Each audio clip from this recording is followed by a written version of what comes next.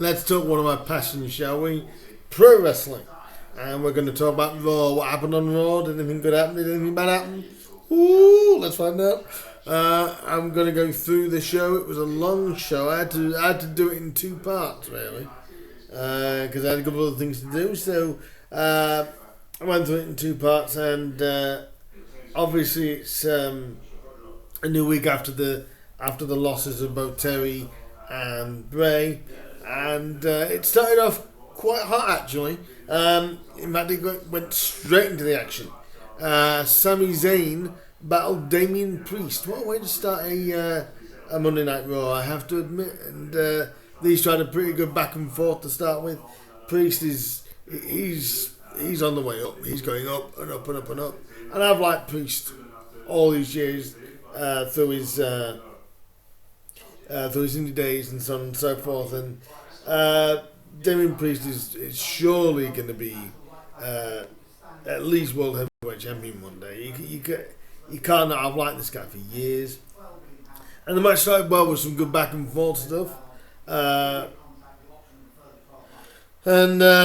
one of the big standout things was Sami's handspring moonsault just before they went to a commercial break. Priest was always looking strong throughout the match. So was Sami, to be fair. Nobody was looking weak. The crowd were really into this as well. It was a real hot start for the crowd as well. We've also got so we got face planting onto the table. That was a good sign that a commercial break was coming. But I think that it's just showing you how much WWE are investing in Damian Priest. I think when you put him with a guy like Sami who can work his ass off, and most of the time always does, it just continued to heat up even more. And the sunset bomb that Sami hit, which nearly got him the victory over Priest, that is always a thing of beauty when you see Sami do that. Overall, it was a great match, and Priest ended up getting the win, unfortunately. But it was a great match to start the show. I thought that strong way to basically prove that at Payback, Damian Priest and Finn Balor battled Sami Zayn and Kevin Owens for the tag titles. Later on in the week, I'll run you through the entire card for Payback. Next thing, we had Drew McIntyre with Tozawa and Riddle. And Riddle is trying to persuade Drew to be this full-time tag team. And Drew is half there, half not. It's like Drew wants to go there, but also doesn't quite trust it. I can sense a heel turn coming here for Drew, and I think if that did happen, I would not be against that at all. But it was a good little backstage segment. Tozawa was there for about just a few seconds. When Riddle turned the picture around that was shown, it was a picture of Drew in his gear with the word "bro" across the trunks. Oh, that was fantastic. McRiddle, as well as the team that he'd like to make them become, but Drew's a top man. He's going with it and he's rolling with it. And then next up, they had a promo video for Raquel Rodriguez and Rhea Ripley as they're going to battle at Payback for the women's championship. That should be one hell of a match, really. I mean, you got two powerhouses of women there, and I realistically think that Raquel is one of those women that realistically, at least physically, is one of the very few women that could step to Rhea, and she has done. That was a very, very good package, I have to admit. And then the next part was The Miz, who cuts a promo on LA Knight. They've been going back and forth for the last few weeks, and I've heard a lot of people say this in all the wrestling videos I've seen. The Miz is the first perfect main opponent or main real rivalry for LA Knight. And obviously LA Knight had the last feud of Bray Wyatt, but to really elevate LA Knight, put him with The Miz. The Miz always does good promo work. Miz is such a talented guy. I don't think he gets the respect. I'm not the biggest fan of The Miz, I have to admit. But I do respect his work, and I do respect what he does. And I think to help progress LA Knight, the match with The Miz is not a bad thing at all. I think this was a good promo by The Miz. He actually came out to LA Knight's music, which I thought was a great touch, and kept going, yeah, all, and again trying to stir the crowd up into really booing him, really hating the guy. And you want to hate the guy, and to be fair, I think that's a great first rivalry. They meet as well on Saturday at Payback.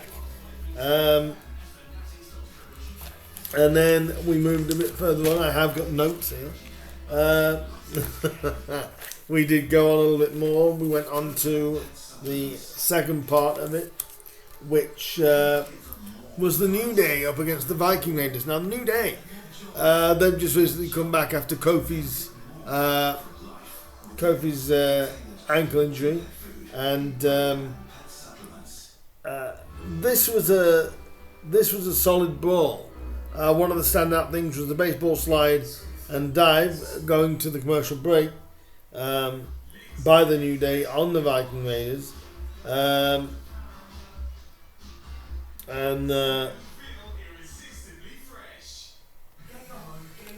Also outside the ring, Kofi. In the end, it was a good little tag brawl. There was some good matches. Maybe not as much action as I wanted in the early part of Raw, but it was a good battle between two good tag teams. And what happened towards the end is Kofi got thrown into Riddle and Drew, and in the end, because of all that, Drew threw a chair, which Eric moved out of the way of, and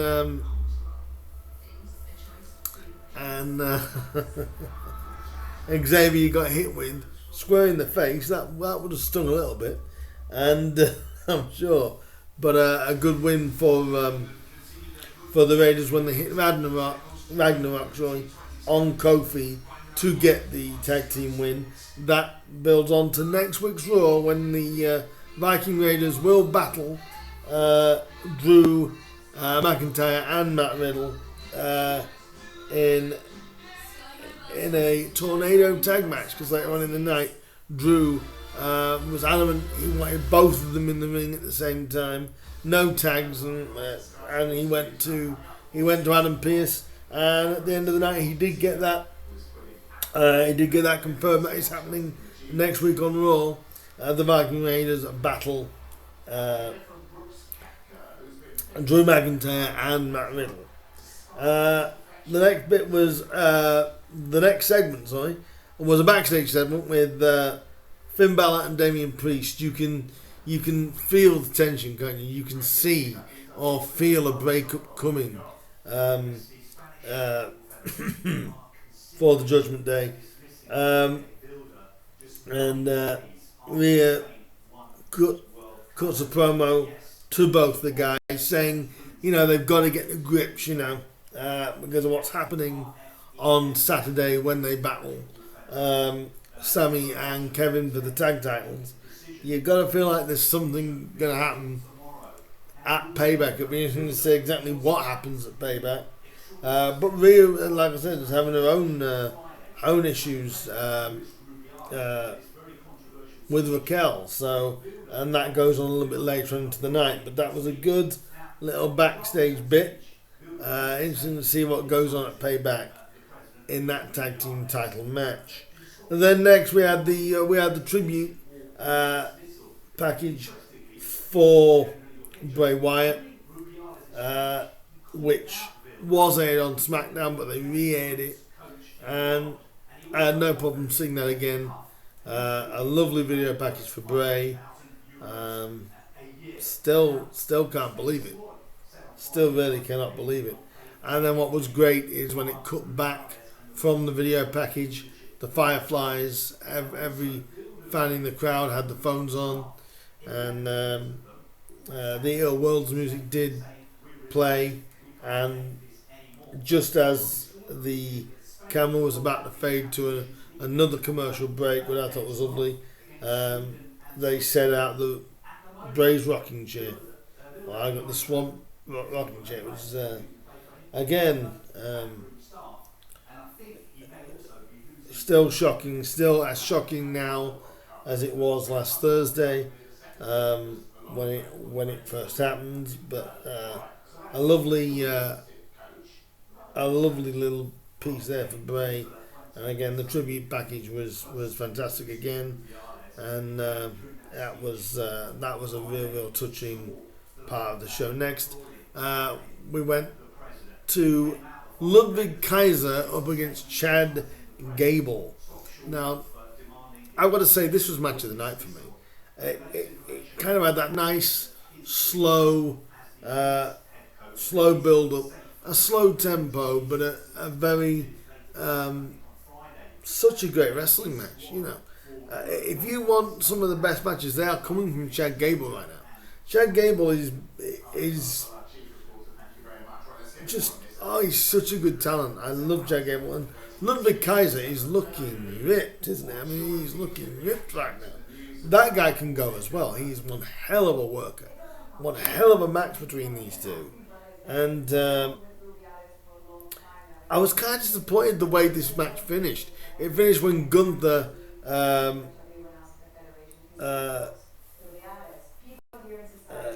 interrupted and ended up with DQ. But Gunther did cut a promo before the match,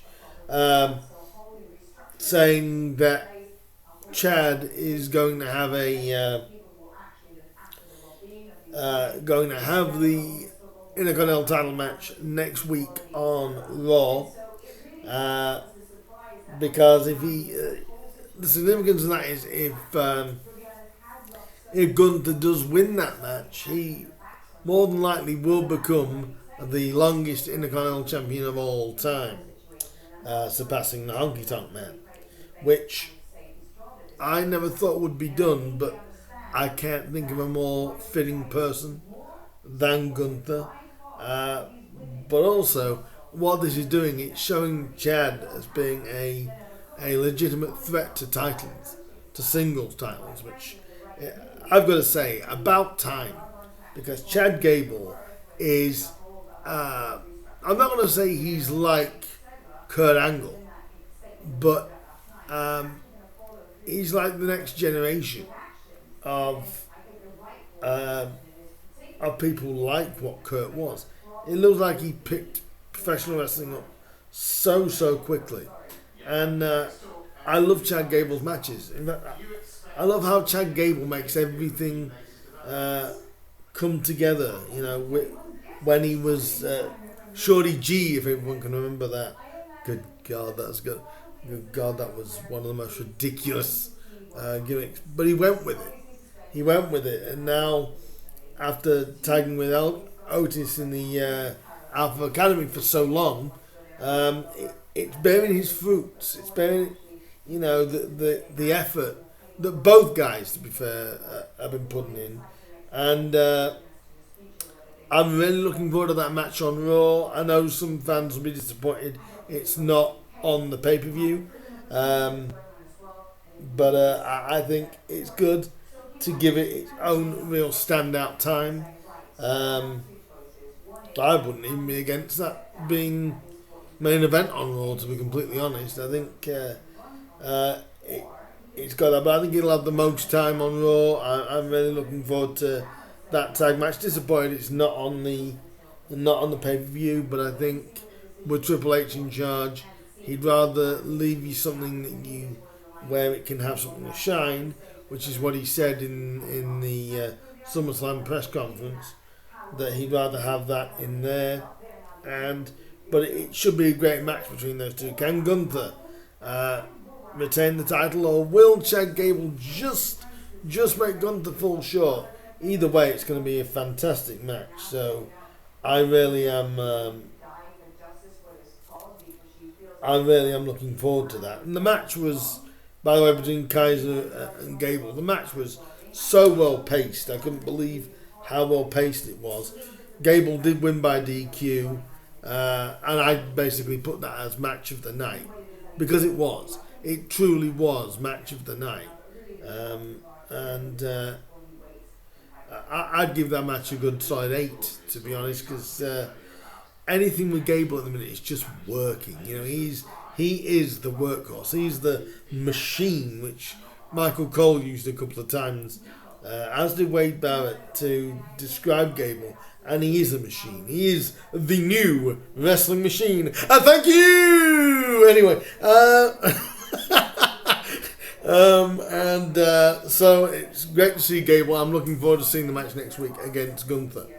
And then we had the segment of Seth Rollins calling out Shinsuke Nakamura. Now, that's happening at Payback for the World Heavyweight Championship, and I am unbelievably happy to see Shinsuke in a title match again. I love this kind of this heel dynamic that Shinsuke has got, because he's got that kind of look of though you don't want to mess with somebody like Shinsuke like this.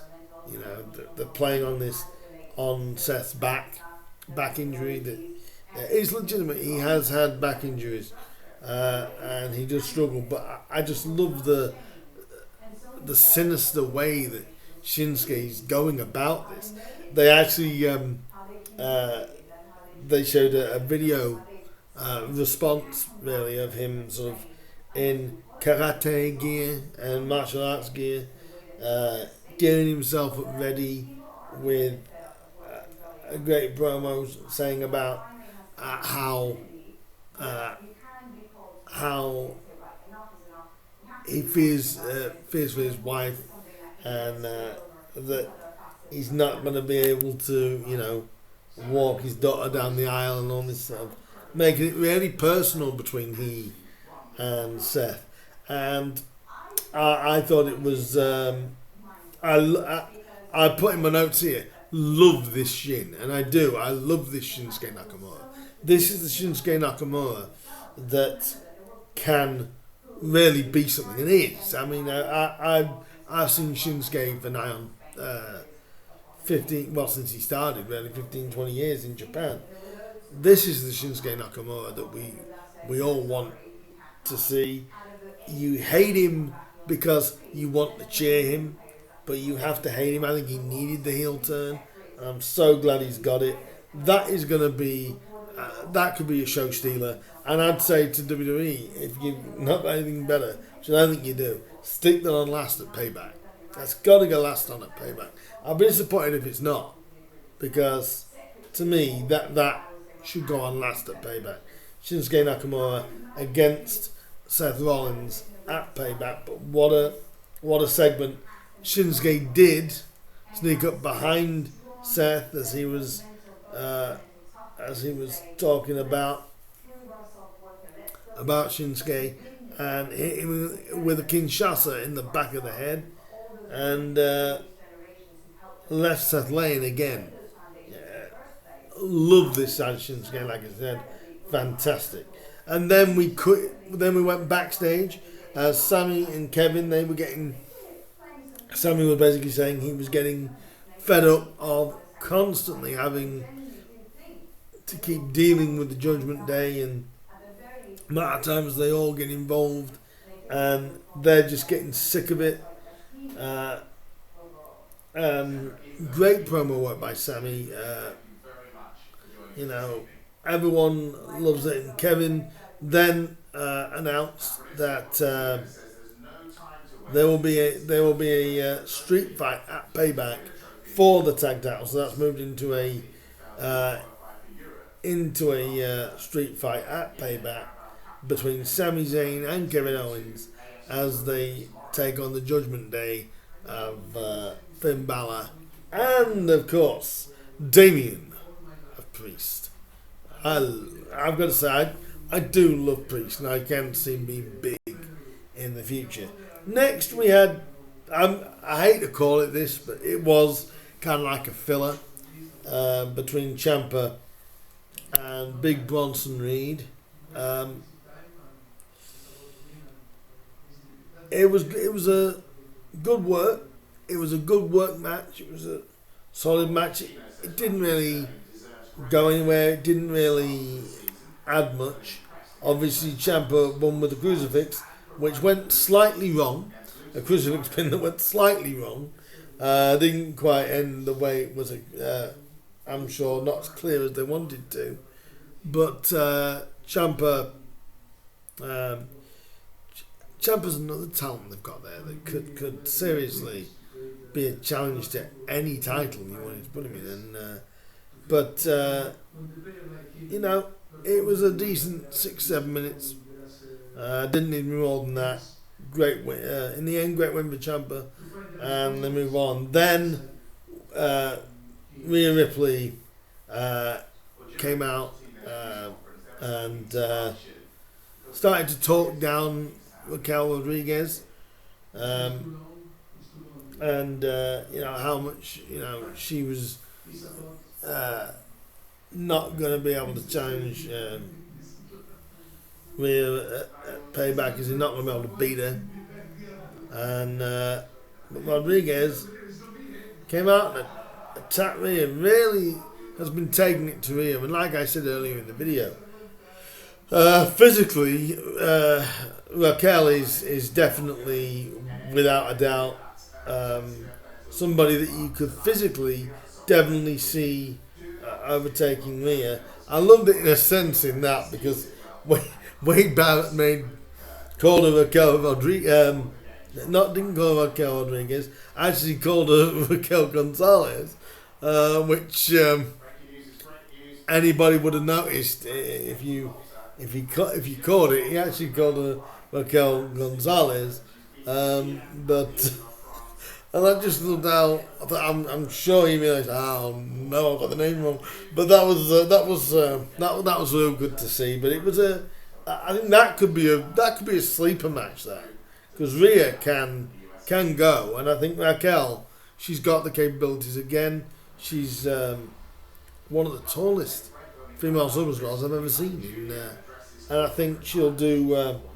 It'll be a great match between them two. I'm hoping a lot for that match, but Rhea and Raquel will. When I review SmackDown, I'll give you a rundown of the total card for Payback. For that, when I review NXT, I'll do it when I review NXT, and then we had a wonderful Terry Funk tribute, which again, you can never fault WWE in their video packages. They really do some great video packages. And another one for an absolute legend that was absolutely fantastic to see. Becky Lynch and Zoe Stark wrestled in a Falls Count Anywhere match, and that was a great main event. That was a real brawl. You know, again, I love these slower pace and then building to things, and you know, it really is showing the talent of Zoe Stark. I think Zoe is gonna really be a star. I really think she's got that. She's got the look. She's got she's got immense skill. I think that match was a genuine sort of hardcore match type, that thing, and Trish kept getting involved and trying to thwart her opponent at Payback, Becky Lynch. In the end, Trish ended up going through a table, which was knew it was the end then, and then Becky Lynch won that with a manhandle slam through a table off onto Zoe Stark. Fantastic match, and again shows what a star Zoe Stark is going to be in future years. Tell you what, Payback is turning into something really, really good. I'm looking forward to Payback. Like I said, after I review NXT later on in the week, I will run down the entire Payback card, and I'll give you my predictions for it, shall I? So, if you watched Raw, let me know what you thought Raw was like. There we go. Let me know what you thought Raw was like. I think it was a pretty good show. I think the first hour was a bit low on action, but only having one match for the first, I think it was about 40 minutes or so. But overall, I think Raw was good. It was kind of like, the go-home of Payback. And let me know what you think. Should Chad Gable and Gunther be on the main card? Is there anything that you weren't happy with? What did you think of the Seth and Shinsuke build-up? The Trish and Becky build-up? I think it was a decent show. I think I'd give the show overall about a 7, I think. A solid show. Probably could have done with a little bit more wrestling in the first hour. But that's me clutching at straws. A good go-home show. Let me know what you think. Please like, please do share, please do subscribe. I am new to doing the wrestling stuff, although it is my love. It's one of my absolute passions is pro wrestling. As you can probably see behind me, as you can see, I've got the AEW World Champion there, MJF behind me, alongside Kurt Angle. Speaking of talking about him with Chad Gable earlier on, we've got $1 Million Man Ted DiBiase over there. The glorious Bobby Roode is somewhere over here, and we've got Kenny Omega just over my shoulder there as well. So I am like a wrestling connoisseur, and I can't wait for Payback. So that's enough about me waffling on. If you do love wrestling, do check out. It's going to be in a Wingate's World of Wrestling playlist on my page. Do go and check that out for any of the wrestling content that I actually deliver. So if you do like your wrestling and you want to ask me questions out, I'm going to do a video totally about my love of wrestling and why I fell in love with it. That's coming in the next week. So do keep your eye out for that. Please do like, please do share, please do subscribe, and show me some love. Yeah!